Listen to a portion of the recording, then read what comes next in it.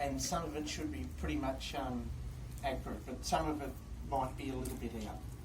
So I'd like to start off by sorry, can't hear. Is that better? Coming through the mic. Can you hear now? Yeah. A couple of months ago I was riding the bike to Kilcunda and I hit the Powell River Bridge, and it's a beautiful spot to stop and have a look around. And there's another bike rider up the other end. And being sociable, I said, "Good morning, how are you?" He spoke and said, "Good morning." And I realised it was someone I went to school with 60 years ago, with Sam Gatto. And since then, it's as if that 60 years didn't exist. Isn't it, Sam? It's been great. Absolutely. Yeah. All right. Now, my grandmother on my father's side was Minnie Croy from Ireland, and she arrived in Western Australia with her family mid to late 1880s, and they settled on the Swan River. And the main story Mum told me about grandmother Minnie was they had all sorts of trouble with the blacks. They called them the blacks in those days. But after that, the Croy family found their way to Victoria, and that's where she met up with my grandfather. And he was Chris Haines, and they married in Dalesford and lived there before they came to Wonthaggi. Now, in 1908, and I've got sequences of dates here I'll go through, my mother, Eileen Jean Adams, was born in Malvern. And it's hard to imagine this.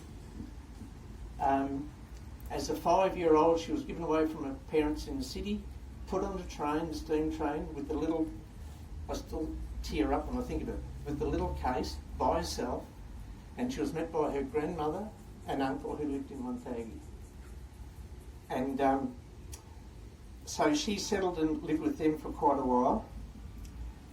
In 1909, the Chris Haines, my grandfather, who had married Minnie, at that stage the mine was just opening up, of course, and I'm not sure if he was the first vet, but he was one of the first vets in the mine, and he worked in the mine for quite a while.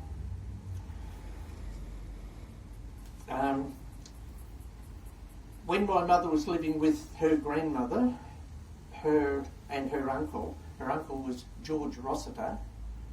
There was grandmother Rossiter and George Rossiter. George worked, there's lots of Georges in this story. George worked for George Broome, the mine manager, in that beautiful big homestead up the top of town. And he was like a groundsman and a cleaner and everything that needed to be there. And I didn't know until I was a kid growing up some of this, because Mum used to spend a bit of time there. There was a swimming pool and a tennis court, and for that in the early 1900s, it wasn't very common in Wonthaggi, I wouldn't have thought.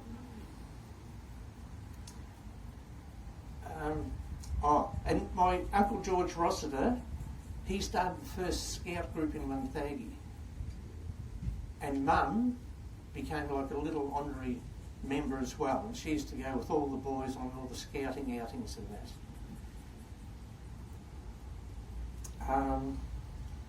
In 1915, another George, Uncle George Haines, that's the son of my grandfather, he enlisted in the army and became a sergeant. He was a sergeant in the artillery in the field ambulance, and he served in France from then to the end of World War I. Now, just by chance, I hope you find this interesting, this is the letter he wrote back to my father from the front. He called my father, who was Bill Haines, Will. Dear Will, I received your letter and parcel, and you can guess there are many eyes upon me when I opened it. We're all like kids when the parcels come. If you can imagine this in the trenches, what it's like when this parcel arrives, by boat, so it's taken a long bloody time. But mine was a Boster. Sam explained what Boster is. My mates and I soon cut it up, so it must have been some sort of a cake. I'm in the best of health, but find little spare time as we are keeping Fitz busy now. keeping Fritz busy because the weather's warmer. It's been a very severe winter with snow, mud and rain. I felt the benefit of the leather vest that Dad made and sent to me. So it must have been freezing in the trenches.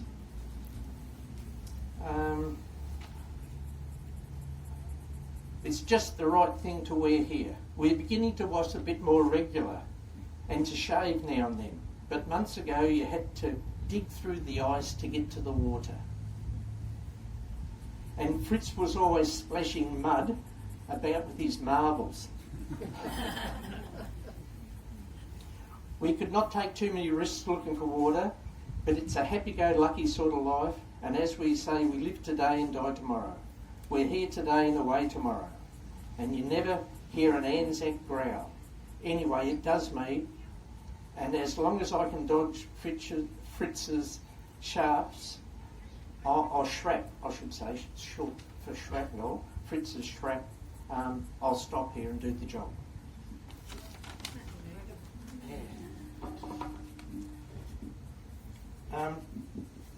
Now, during... Oh, did he come home? Yes, he did. Yeah. During that time, I've got a great photo Irene found for me before. I'll show you at the end. During that time, my grandfather, who was the vet, he had a blind pony called Kiss Lass, and it was used to raise money for the war effort. And they took it all around the town with a big sign for our noble troop horses, because there were so many Australian horses had gone to the front as well. And there's a great photo of it there which you can see later on.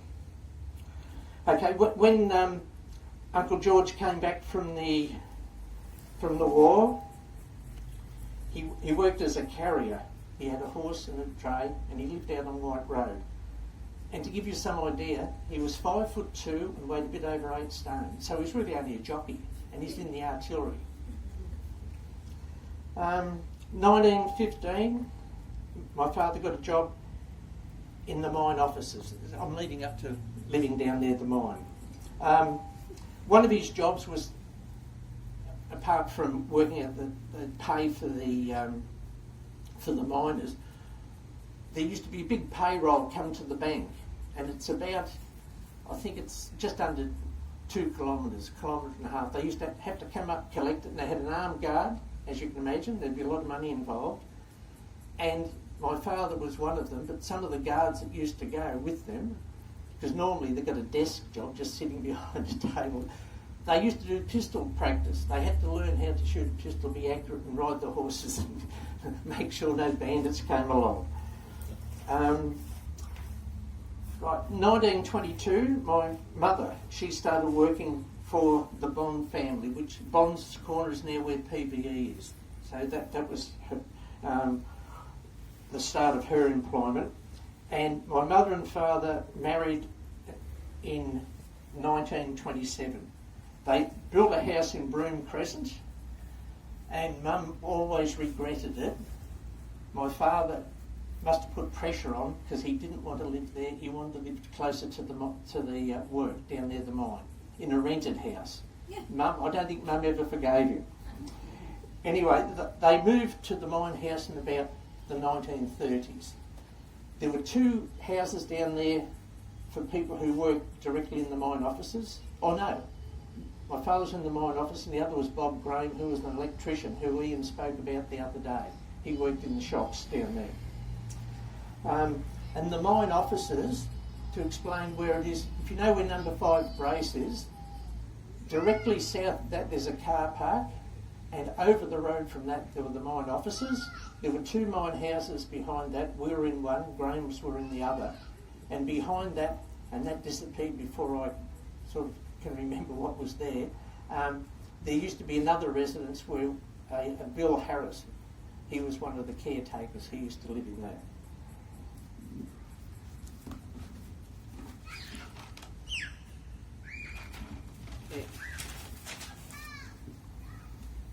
My father was a bit of a frustrated vet. He wanted to be like his father, become a vet.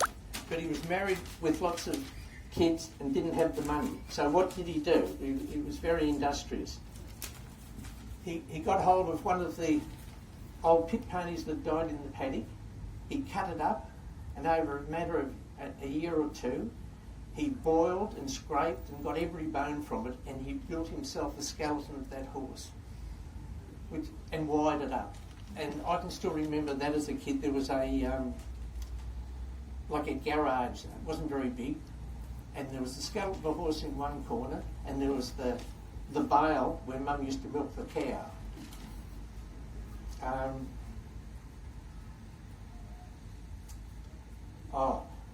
So, as I said, he was a frustrated vet, and apparently he's excellent with animals. He was also apparently a very good horse rider, and he used to brag he could ride standing up from the mine offices up to the post office to collect the mail and back standing on the saddle of the horse. Mum said he used to do it. But a sad thing happened very sad, 16th of Feb 1937, 20 shaft, the explosion.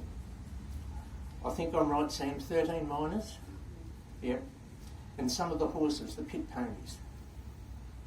They had to wait till the gas cleared, and by the time they were able to do that, some of the horses had swollen up. So my father volunteered and used that knowledge he'd gained from building the skeleton to dismember the horses to get them out to get to the dead miners. You can imagine what that would have been like. Right. Now, 1944, we skip a couple of years. My dad died of a heart attack, age 43. Mum was left with 5 children, aged 3 to 16. And I wasn't even born. I was born 2 months later. So you can imagine the family went through fairly tough times, but we're in the mine house. Mum was very industrious, very well organised. A big garden, chooks, ducks, the cow she milked twice a day, so we always had plenty of milk, cream. She made her own butter even.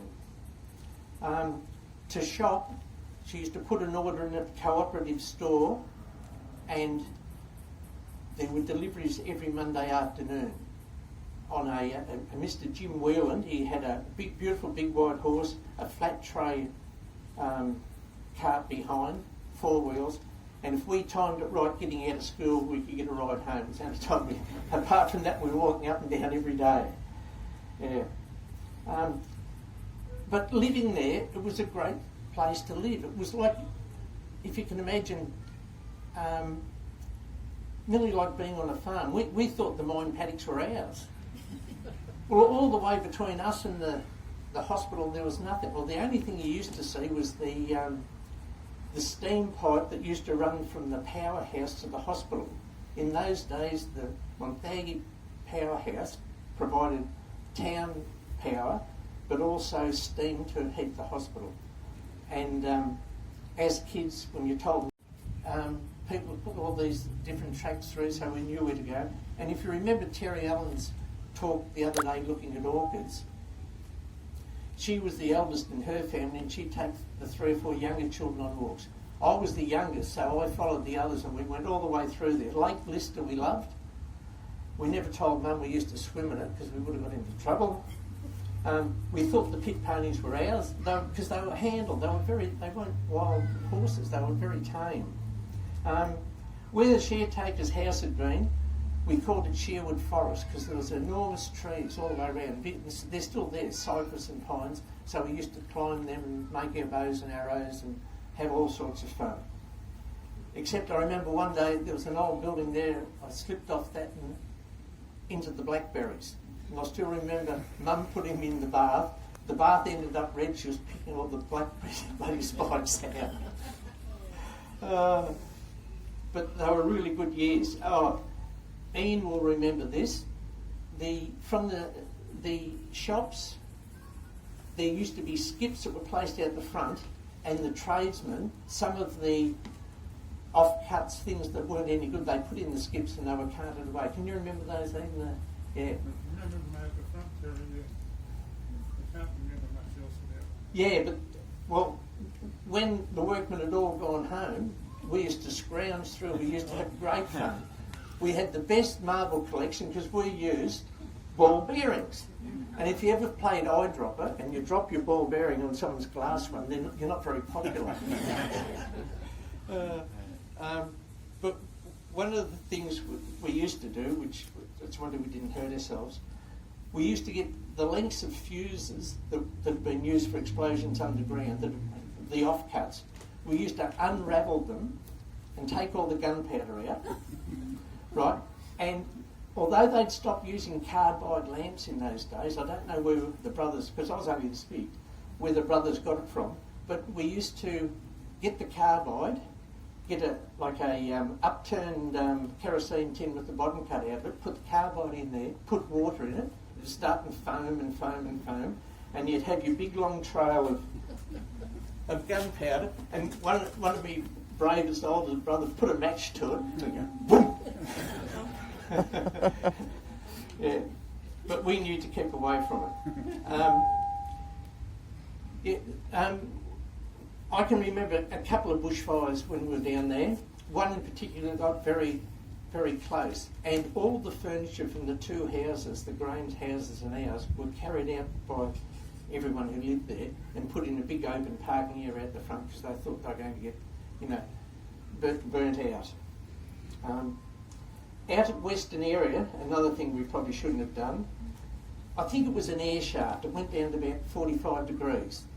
And when the mine wasn't working, because I think there were also skip lines there, so skips must have gone up when they were working, weekends and that, we'd run down as far as we could until we could barely see light. And the first one that took up, and that was normally me, because I was the youngest, I was the chicken. Yeah. We got to know all the workmen and some of the tradesmen, fantastic people. And if we timed it right and the right person was working at the powerhouse, they'd take us inside and show us all the work, especially the furnace where they're burning all the coal. I can still imagine it now, look through this glass viewing section to see it roaring away. That was a fly. Sorry about that. Yeah. My older brothers, especially Chris, who sort of took over as the senior member of the family because he was 17 after Dad died. We used to go shooting for ducks, quails, snipe, rabbits, rabbit trapping. Used to have great fun doing that, and of course it helped with the family budget because if you duck shooting, I was talking to Glenn Werrissey the other day, we were comparing notes. Nobby Smith was sort of like he used to look after all the horses in the paddock glen, didn't he? Yeah. The pit pony. It was one of the best duck dams around, but Nobby was a fearsome person, and so the arrangement was, as I said, I was only a little bit, the company brothers would have guns, we'd sneak over on dusk and they'd say, all right, moonlight night, as soon as the ducks are there, bang, bang. Run in, grab them and run like hell before Nobby gets you. Glenn said he used to do the same. He used to shoot with his shot. He used to actually shoot, yeah. And we used to go minnowing in all the creeks and the old mine shafts. And I remember Hayden Forsyth, I don't know if you remember the Forsyth family. When we used to go into the cooperative store, they had a section there where they used to sell sporting goods. And we didn't have much money, and we'd try and buy a couple of little hooks for the minnows. And he always gave us a few, slip under the counter to us. We got virtually for nothing. One of the social events of the year for us was bonfire night. The family used to spend weeks. We used to put up a big central pole, put car tyres or tractor tyres as far up as they, because all their mates used to come down and help, and car tyres around, and then they used to fill it up with all shrubs, scrub and rubbish. And that used to attract a lot of my brother's friends, and we'd have 30, 40 people there. And I always remember at the end of the night, Mum used to cook scones, billy tea, and you didn't wrap your potatoes in foil in those days. We didn't have foil. You just throw them in. When the outside goes crisp, you peel it off, butter, pepper and salt, and I can still taste them. They were beautiful. summer camping. You can imagine we lived a pretty quiet life throughout the year, but Mum liked to give us a week or two away at Christmas. We used to sometimes go to Inverloch, and one time we couldn't get into the house at Inverloch. We stayed at Flat Rocks, and that was my Auntie Jean. That's Glenn's, yeah, Auntie Jean Evans. Now, these houses, especially the Flat Rocks one, there was no furniture. So how are we going to live there? Chris Dell, he used to deliver, he had the coal truck, he delivered black coal to all the families. So he used to hose it out and clean it. He'd come in, put all the furniture in that we needed for the couple of weeks down the beach, take us down. It was like, I don't know, I was going to say the Addams family. It was probably a bit like the Addams family too during that. And another treat we used to have was at Christmas and Easter, although we had ducks and chooks and that, but if there was going to be a bigger crowd, the ducks and the chooks weren't quite big enough to feed everyone, so Mum used to get organisers to get geese. There was a Mr. Beckerley who lived at South Dudley. Bill, my brother Bill, was 3 or 4 years older than me. The two of us used to go down to get a goose, and as well as getting it, bringing home in the like a potato sack or something over his shoulder,